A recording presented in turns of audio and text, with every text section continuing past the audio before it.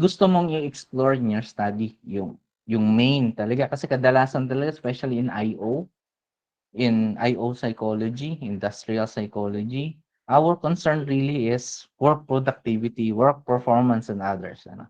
Nagtatrabaho kayo sa HR, puro work performance. Yun yung mag-iisip ng ibang pamamaraan, bakit, and so on. In the end, you would want to improve work performance. Simulation lang to ha. Kunwari, you find a model, a theory, and the theory would say na dalawa lang talaga ang major na nakakaapekto sa work performance. There is self-efficacy, direct na relationship yan or direct na causal na effect. Commitment. You are saying that self-efficacy influences work performance, commitment influences work performance. So the independent variables natin itong dalawang to. We have self-efficacy, we also have commitment, itong dalawa. Okay? Ang ating dependent variable, yun talaga ang bida in a study would be work performance. Yan yan. Dineclare na natin yan dyan. Okay? Pero in real life, hindi naman ganun kadali. Hindi naman yan lang. Okay? Sometimes, it's more complicated than that. Pero kung maggagawa tayo ng statement of the problem based on this simple na figure na you may actually engage on as long as the assumption here is the theory would say na ganito. There's an available model na nagsasabi yun talaga yon. Okay? Then you would ask questions about what is the self-efficacy level. Ito yun. No? Our first na variable. That's your SOP number 1. Kukuhanin mo yung mean nila. You have a questionnaire about that. What is the commitment level? Ito yun. Another survey questionnaire, and so on. And then SOP3, what is the work performance? The level of work performance. And then there would be SOP4 and 5 for your hypothetical questions in your SOP. Ibig sabihin, ito yung mga questions that would require statistical analysis beyond descriptive statistics. Ito yung SOP4. Ito munang araw na to. Self-efficacy ba talaga ay nag-i-influence sa work performance? Okay? Do or does self-efficacy? Ayusin na natin. Sino pa nagsulat na ito? Does self-efficacy influence work performance? And you have your first null hypothesis here. Your null hypothesis is that self-efficacy does not influence work performance, or there is no significant influence of self-efficacy on work performance. That's your HO number 1, connected to SOP number 4. SOP number 5, does commitment influence work performance? Ito yun, no? Commitment on work performance. So your HO2 is that there is no significant effect or influence of commitment on work performance. Then you're done. Gawa ka ng analysis dito, mean, okay? Ito, gagawa ka lang ng mean, gagawa ka ng regression, ipagsama mo na yung dalawang yan. Masasagot mo yan sa multiple regression, simple linear lang. Okay? But what if meron pang other variables? And yung other variables na yan, beyond the model, iti-term natin siya as exogenous. Exogenous, I mean. Okay. Exo sa labas kasi siya. Hindi siya yung endo. Okay? Ang endo meaning sila yung naturally connected sa work performance talaga based on the model. Ang model natin, take note, self-efficacy, and i-highlight ko yan, commitment, and work performance. Yun yung model natin, original model. But you have read in many literature, kaya ka nga nag-conduct ng review of related literature, na pwedeng makaka-influence sa self-efficacy dahil part yan ng iyong model, admin support daw. So isasama mo siya ngayon. Admin support influences self-efficacy. You also have read in your review of related literature, admin support also affects commitment, influences commitment. So isasama mo ngayon yun in your new model. Medyo dumami na siyang variables. And work environment rin daw, konektado rin siya sa work performance. So we have added 2 variables in our model to explain pa rin work performance, admin support, Pero ang admin support connected to self-efficacy and commitment. Work environment is connected to work performance. Simple pa rin naman siya, di ba? Madali pa rin siguro siyang intindihin. You started with yung naka-yellow and then dinagdagan lang natin. And actually, dapat lang ganyan yung study nyo to add more depth and scope rin. Dapat lang. O onti lang naman to. You have only 1, 2, 3, 4, 5 questionnaires dito. Sets of questionnaires. And then, yun lang. Napakabilis lang po yan. Mga pindutan-pindutan na yan pagdating sa analysis. So, if this would be your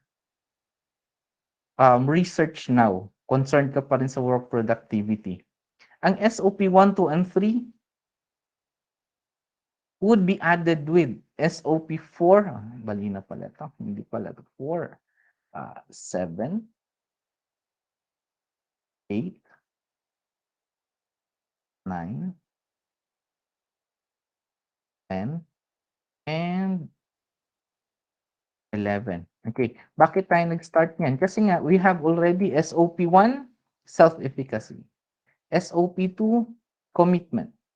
SOP 3, work performance. SOP 4, admin support.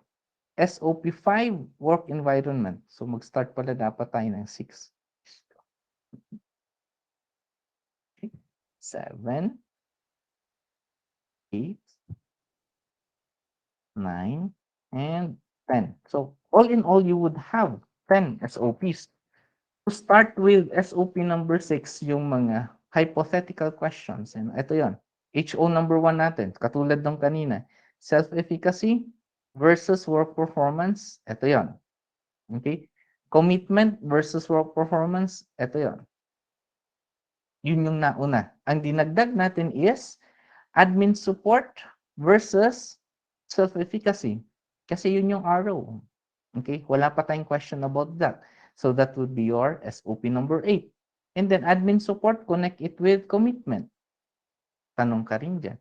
Then how about work environment? Connect it with work performance. SOP number 10 natin.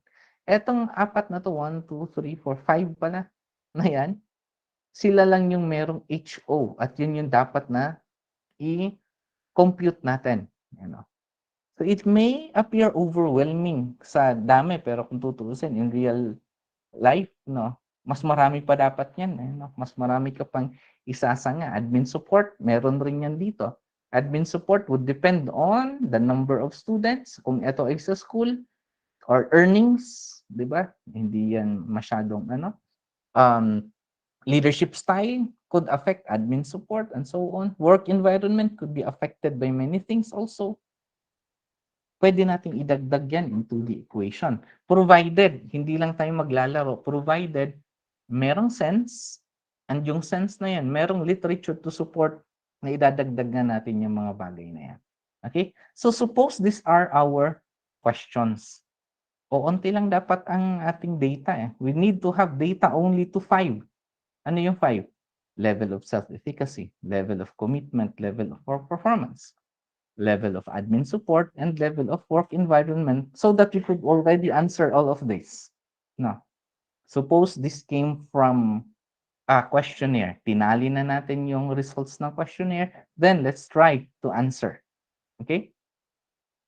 All we need to do is open yung Jamovi natin. Sana nag-install na kayo. Ang gagamitin pala natin ay path analysis. You try to add that in the module for your Jamovi para po makakasabay kayo. You could always mirror, panoorin nyo, and then kayahin nyo rin kung paano yung steps natin. Okay? Di Jamovi, ang pag-add po ng module dito lang, modules, add. And then hanap ka sa Jamovi library.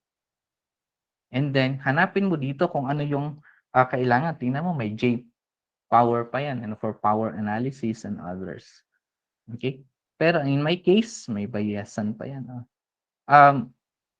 Na-install ko na si path analysis. Kaya yun yung mag-a-appear sa module, yun yung i-click nyo. Automatic na yung join dyan. Okay? Now, we need, of course, first step natin, ilipat natin yung data dito. Okay? Let's try to open the data. I have a simulated data lang. Peke ito na data, pero para lang po magkaroon tayo ng example, simulation. Yan. Ito yan. I already saved it in here. Inilipat ko na yung data dito. Okay, take note. We have variables such as, asa na yung variable view natin? Yan. Okay. Meron tayong self-efficacy, meron tayong commitment, work environment, work performance, admin support. The five na variables of the study. Yun lang yung kailangan natin. Okay? And then now, let's try to proceed with the analysis. Dahil path analysis po ang gagamitin natin, click SEM, path analysis, ganito lang po yung lalabas. Okay, you would be asked, ano po ba ang iyong endogenous variables? Ano po ba ang iyong exogenous covariates? Yun lang. Kapag meron kayong ordinal data or even categorical data, sama niyo yan dito sa exo. Pero I doubt, huwag niyo nang guluhin pa. Ang endogenous variables, kung balikan natin yung kanina, ito yung original na model natin eh. Those directly connected with work performance as per the model. So, ang endogenous variables natin ay tatlo. Self-efficacy, commitment, and work performance. So, all you need to do is hanapin yon, self-efficacy, lipat dyan. Commitment, lipat dyan. And work performance, ito yan. Lipat natin dyan. Okay? Then, ang exogenous covariates or variables natin are admin support and work environment. Why? They were not part of the original model natin. Itong dalawa, yung naka-red. Okay? Admin and work environment, ilipat lang natin siya dito sa exo. Exo. Okay? Kung tutuusin, gagawa niya na po yan ng analysis kapag i-click natin dito sa endogenous models. Okay? Hahanapan ka ngayon, tatanungin ka dito, ano bang ilalagay dapat dito? Endogenous, self-efficacy. Ano ba ang dapat na i-connect natin sa self-efficacy? Balikan natin yung ating model kanina. Okay? Asan yung self-efficacy? Ito yon. Ano ba ang nakaka-influence sa self-efficacy based on this model? Admin support. Okay? So, under this self-efficacy, isama natin dapat si admin support. No, balik ka dito. Self-efficacy daw yung endogenous. Ang exogenous niya ay admin support. Drag lang natin yan dito. Yan. Okay? Next is sa commitment daw. Balik tayo dun sa ating model. Commitment. Ano daw ang kakonect dapat sa commitment? It should be admin support. Okay? Ang konektado sa commitment would be admin support. Okay? How about work performance? Okay? Balikan natin si work performance. Ang makakaapekto kay work performance would be work environment, self-efficacy, and commitment kung tutuusin. Okay? Lipat natin siya dyan. Self-efficacy, work environment, tama ba? Self-efficacy, commitment, and work environment. Commitment, and work environment. Okay? Now you already have the results dito. Okay? Ang titingnan po natin is yung RMSEA. Ito yon. Okay? This should be less than or within the 0.001. Yun yung napakaganda po or 0.01, 0.001. 0.01, I think, basta the lesser the RMSEA, the better. Sa fit yan na indices. Katulad yan sa regression na dapat may good model fit. And isa pa po sa tinitingnan natin dito is yung CFI. The CFI should be a large value. Yung large value na yan, it should be near 0.95. Near. Doon. Siguro, I'm quite sure with this, but 0.861, let's just assume okay ang ginawa natin. Okay, sa dami ng ating paglilipat. Okay siya. Now, the R-square would reflect katulad dun sa interpretation natin, yung kanyang epekto. Okay? Ng self-efficacy, ng commitment, and then ng work performance. Pero what we are more interested in is, sa dami ng mga values na nandyan, in path analysis, dapat yung drawing na lang sir, para ba mabilis na lang, and that's the beauty of path analysis. Ang i-click nyo lang po is eto dito sa path diagram. Click the path diagram, check nyo lang yung path diagram na yan. Okay? May makikita agad kayo dito na figure. And that is the figure that you would be using for your study. Okay? Click natin to. Lagyan natin dito sa next page para mas kita.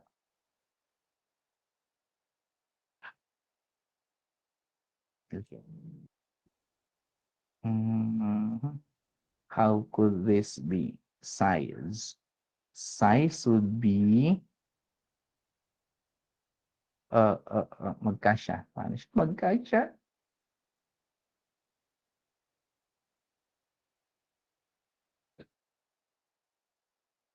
Hindi pa rin. Litan ko na nga lang.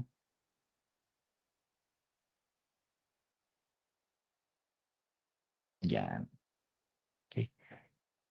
Hindi maganda ang figure, no? Hindi nyo masyadong kita. Okay lang.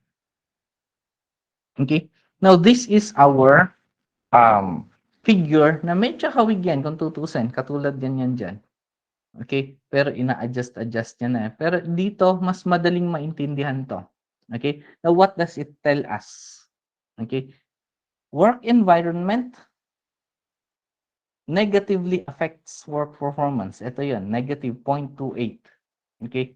Kasi these are already katulad dun sa regression ng coefficients.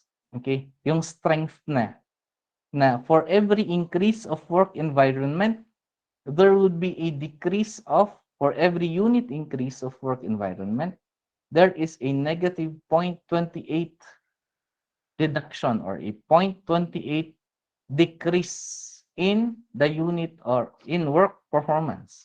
Yun yung epekto niya. Okay? Commitment, ganun rin yung mangyayari.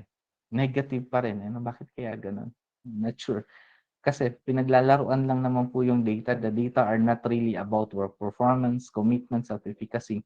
Pinalitan ko lang as long as they can be computed. Ano. Self-efficacy rin versus work performance, kung nakikita niyo siya, lakihan natin konti.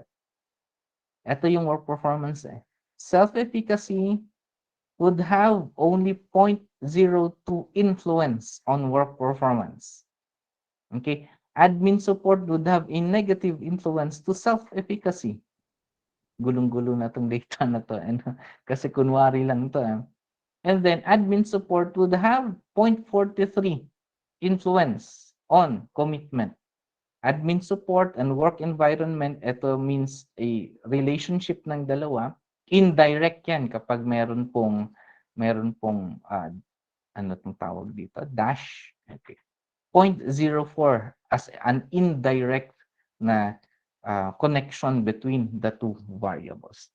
So, when you would be conducting path analysis, ito lang dapat talaga ang ika-copy-paste nyo, lagay nyo dyan sa manuscript, and then pretty much napakadali na lang po ang interpretation. Kasi ang tanong, ano ang influence ni admin support over self-efficacy? Ito na po yung sagot. Ano yung influence ni admin support over commitment? Ito po yung sagot. Okay? Commitment on work performance, ito po yung sagot. Admin support, work environment, this one, and so on and so forth.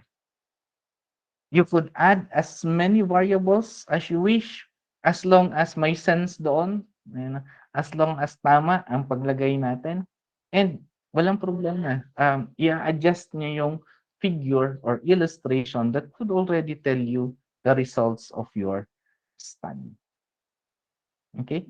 Kung tutusin, ito pong mga to, tingnan natin na negative 0.28. Naandun po yun sa resulta sa coefficients. Okay, again, bilis na word. 0.28, negative 0.28 work environment on work performance. Work environment on work performance. Ito yan. Okay, negative 0.2756, also equivalent with 0.28. Ibig sabihin, kapag tong dalawa, work environment, would it predict this one? Ganito po yung kalalabasan. Since this is the predictor variable, this is the dependent variable naman yun. Okay? So pretty much yung mga values lang po dito, nilipat niya lang po dun sa figure na yan na automatic meron ka na pong resulta. Okay?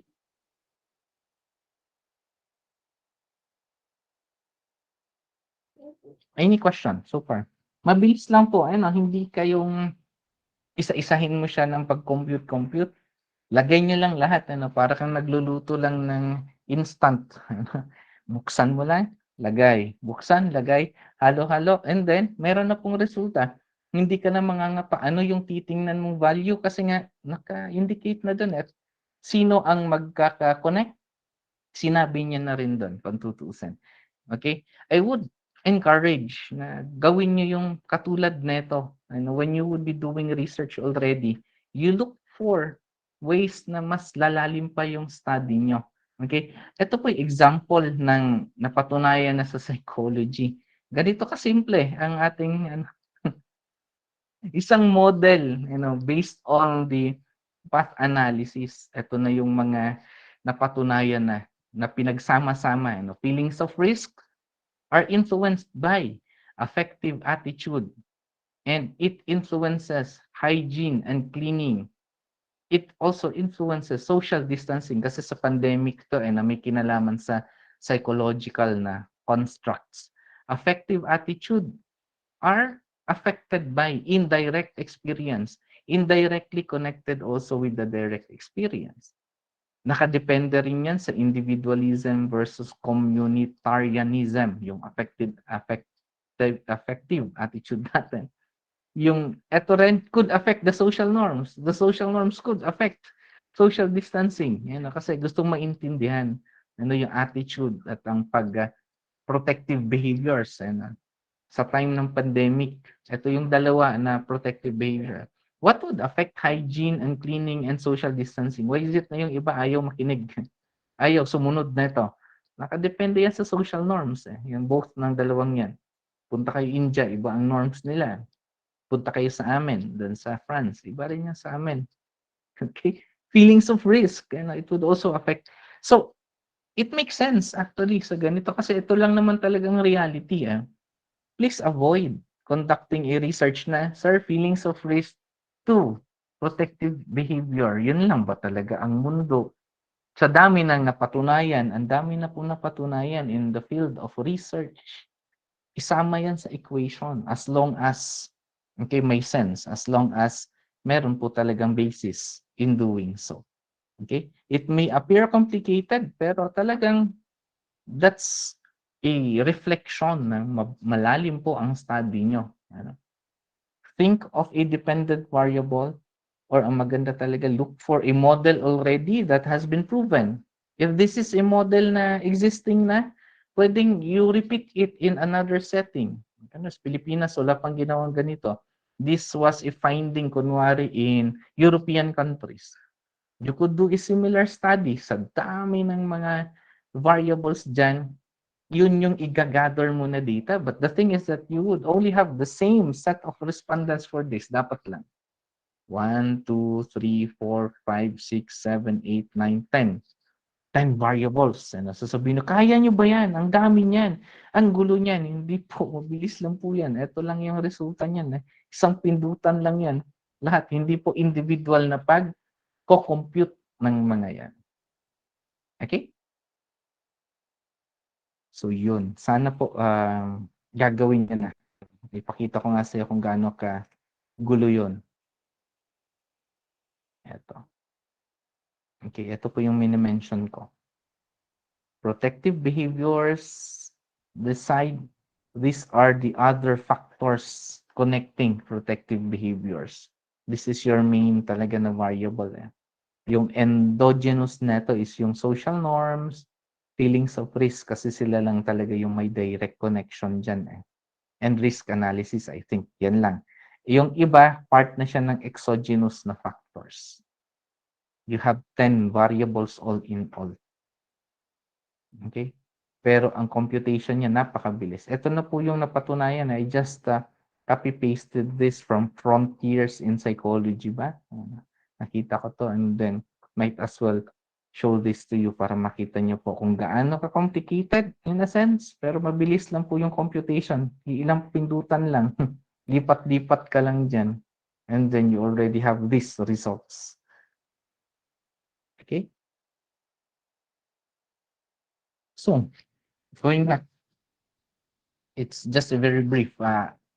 The thing is that I'm not really much comfortable with path analysis yet. It's because ilan pa lang naman ang nagawa ng path analysis and wala pang masyadong researchers na nag-a-ask na, "Sir, pagawa nga po ito," and so on. So, work in progress, you know. But those are just the classic na dapat maintindihan natin. Para lang siyang regression, you'll try to look into two values so that you could proceed to looking into the other values. Ano, yung model fit na katulad dun sa regression. And then, pretty much click mo lang yung diagram, path analysis, then you could already see the results sa lahat ng mga connections na mag-a-appear. Yun yung i-copy paste mo. That is already your presentation kasi nga po, in our case dito, in quantitative research, we are so used to having and seeing statistical results presented in tables. Kasi nga naman po, wala pang nag-attempt ng higher level next generation of statistical analysis. Puro table-table pa lang. Pero kapag ganito po, hindi naman pinagbabawal ng LCBA. And I would want you to do na katulad nito, ano, pwedeng hindi rin path analysis, pwedeng regression na sobrang dami pa, ulit-ulit na regression. Kasi same rin lang po yon. Ang resulta po doon is regression pa rin naman. Okay? Pero it's easier to understand, at least in my perspective. Okay? So 24, and we started with on the 15, we started the class.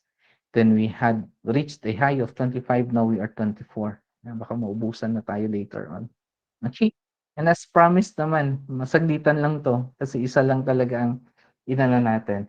The best for you to do is try to install a module dun sa Jamovi about path analysis so that you could also try it out and then try to look for supplementary tutorials. Kasi hindi ko rin masyadong gamay ito kung tutuusin. But eto lang yun. Ganyan lang kasimple. So, hindi pa talaga siya tried and tested kasi nga hindi pa nagbe-venture masyadong estudyante about this. But if you go to other institutions, siguro sa institutions nyo, snack lang yan sa inyo, then good for you. It's just a reflection na talagang mataas na ang inyong level of maturity for research, especially in the analysis. Kasi sa mga presentations, lalo na on